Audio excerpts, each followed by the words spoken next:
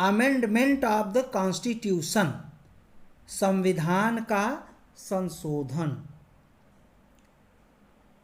तो आज संविधान के संशोधन पर बातचीत होगी। संविधान के भाग 20 के अंतर्गत अनुच्छेद 368, ये अनुच्छेद 368 में ये अनुच्छेद 368 में संसद को संविधान एवं इसकी व्यवस्था में संशोधन की शक्ति प्रदान की गई है। यह उल्लिखित करता है कि संसद अपनी संविधायी शक्ति का प्रयोग करते हुए इस संविधान के किसी उपबंध का परिवर्तन या निरसन के रूप में संशोधन कर सकती है।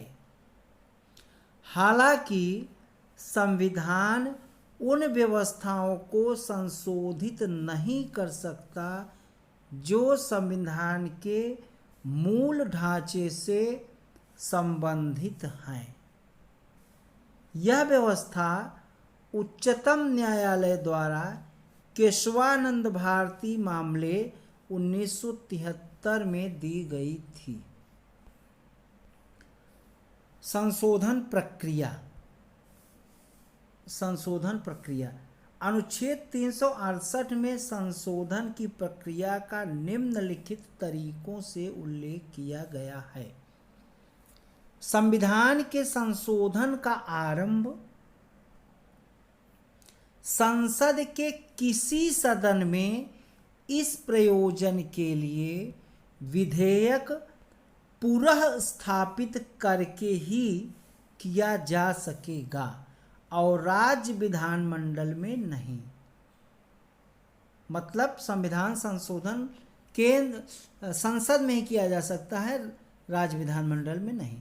विधेयक को किसी मंत्री या गैर सरकारी सदस्य द्वारा पुनः स्थापित किया जा सकता है और इसके लिए राष्ट्रपति की पूर्व स्वीकृति आवश्यक नहीं है। विधेयक को दोनों सदनों में विशेष बहुमत से पारित कराना अनिवार्य है। यह बहुमत सदन की कुल सदस्य संख्या के आधार पर सदन में उपस्थित सदस्यों के 2/3 बहुमत या मतदान द्वारा होना चाहिए। प्रत्येक सदन में विधेयक को अलग अलग पारित कराना अनिवार्य है। दोनों सदनों के बीच असहमति होने पर दोनों सदनों की संयुक्त बैठक में विधेयक को पारित कराने का प्रावधान नहीं है। यदि विधेयक संविधान की संघ व्यवस्था के संशोधन के मुद्दे पर हो तो आधे राज्यों के विधानमंडलों से भी सामान्य बहुमत से पारित होना चाहिए। यह बहुमत सदन में उपस्थित सदस्यों के बीच मतदान के तहत हो। संसद के दोनों सदनों से पारित होने एवं राज्य विधानमंडलों की संस्तुति के बाद जहां आवश्यक हो फिर राष्ट्रपति के पास सहमति के लिए भेजा जाता है। राष्ट्रपति विधेयक को सहमति देंगे। वह न तो विधेयक को अपने पास रख सकते हैं और न ही संसद के पास पुनर्विचार के लिए भेज सकते हैं। राष्ट्रपति की सहमति के बाद विधेयक अधिनियम बन जाता है और संविधान में अधिनियम के तहत इसका समावेश कर लिया जाएगा। संशोधनों के प्रकार। अनुच्छेद 368 दो प्रकार के संशोधनों की व्यवस्था करता है। यह है पहला, संसद के विशेष बहुमत द्वारा और आधे राज्यों द्वारा साधारण बहुमत के माध्यम से संस्तुति द्वारा। लेकिन कुछ अन्य अनुच्छेद संसद के साधारण बहुमत से ही संविधान के कुल उपबंध संशोधित हो सकते हैं। यह बहुमत प्रत्येक सदन में उपस्थित एवं मतदान द्वारा होता है। उल्लेखनीय है कि संशोधन अनुच्छेद 368 के उद्देश्य के तहत नहीं होते। इस प्रकार संविधान संशोधन 3 तरह से हो सकता है। पहला, संसद के साधारण बहुमत द्वारा संशोधन। दूसरा, संसद के विशेष बहुमत द्वारा संशोधन। तीसरा, संसद के विशेष बहुमत द्वारा एवं आधे राज्य विधानमंडलों की संस्तुति के उपरांत संशोधन। अब हम लोग देखते हैं संसद के साधारण बहुमत द्वारा संशोधन। तो इसमें संविधान के अनेक उपबंध संसद के दोनों सदनों साधारण बहुमत से संशोधित किए जा सकते हैं। ये व्यवस्थाएं अनुच्छेद 368 की सीमा से बाहर हैं। इन व्यवस्थाओं में शामिल है, क्या शामिल है? पहला, नए राज्यों का प्रवेश या गठन, नए राज्यों का निर्माण और उसके सीमा क्षेत्र या संबंधित राज्यों के नाम का परिवर्तन, राज्य विधान परिषद का निर्माण या उसकी समाप्ति, दूसरी अनुसूची, जो 12 अनुसूचियां हैं तो दूसरी अनुसूची, राष्ट्रपति, लोकसभा अध्यक्ष, न्यायाधीश आदि के लिए परिलब्धियां, भत्ते, विशेषाधिकार आदि।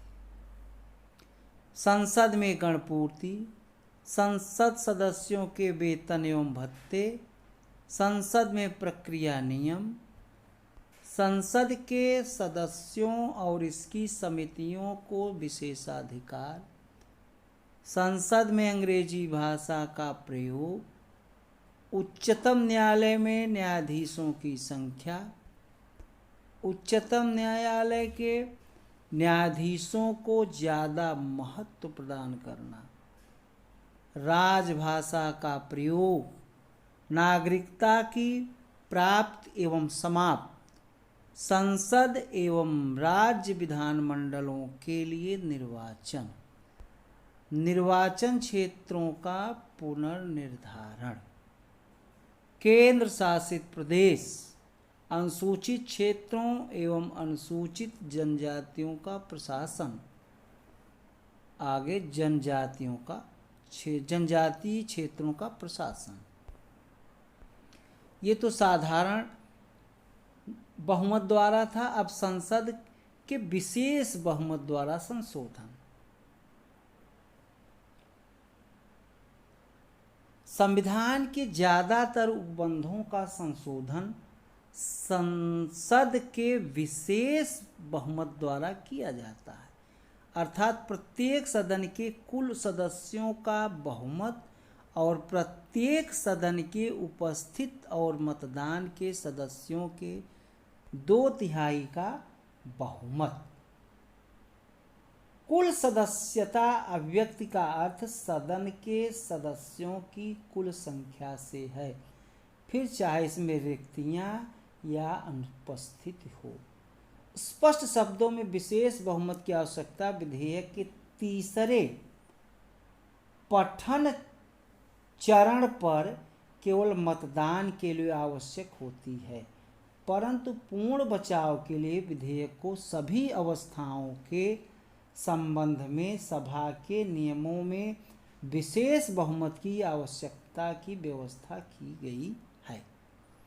इस तरह संशोधन व्यवस्था में शामिल हैं: पहला, मूल अधिकार, राज्य के नीति निर्देशक तत्व, वे सभी उपबंध जो प्रथम एवं तृतीय श्रेणी में से संबंध नहीं है।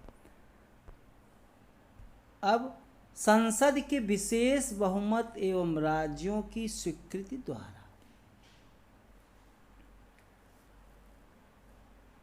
नीति के संघीय ढांचे से संबंधित संविधान के उपबंधों को संसद के विशेष बहुमत द्वारा संशोधित किया जा सकता है, और इसके लिए भी यह आवश्यक है कि आधे राज्य विधानमंडलों में साधारण बहुमत के माध्यम से उनको मंजूरी मिली हो। यदि एक, कुछ या बचे राज्य विधेयक पर कोई कदम नहीं उठाते तो इसका कोई फर्क नहीं पड़ता। आधे राज्य इन्हें अपनी संस्तुति देते हैं तो औपचारिकता पूरी हो जाती है। विधेयक को स्वीकृति देने के लिए राज्यों के लिए कोई समय सीमा निर्धारित नहीं है। निम्नलिखित उपबंधों को इसके तहत संशोधित किया जा सकता है। पहला है राष्ट्रपति का निर्वाचन एवं इसकी प्रक्रिया।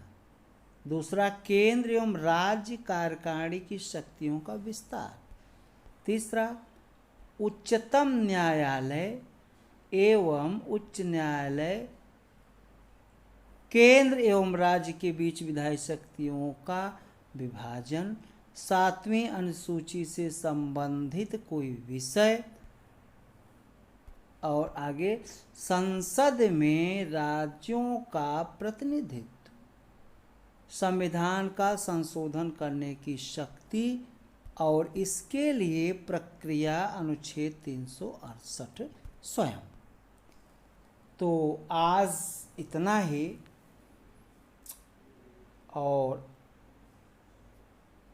केसी हेयर का एक कथन सुनिए आप लोग। केसी हेयर ने ठीक ही कहा कि लचीलेपन व जटिलता के बीच बेहतर संतुलन है। ये हमारे संविधान के बारे में केसी हेयर का कथन है। इसी तरह डॉक्टर बी.आर. अम्बेडकर ने संविधान सभा में महसूस किया कि सभा ने इस संविधान में किसी अंतिम और भ्रमित मोहर लगाने से स्वयं को दूर रखा है। तो आज इतना ही। वीडियो को लाइक, सब्सक्राइब, शेयर अवश्य करें। कंपटीशन की दृष्टि से बहुत महत्वपूर्ण है वीडियो। जय हिंद, जय भारत।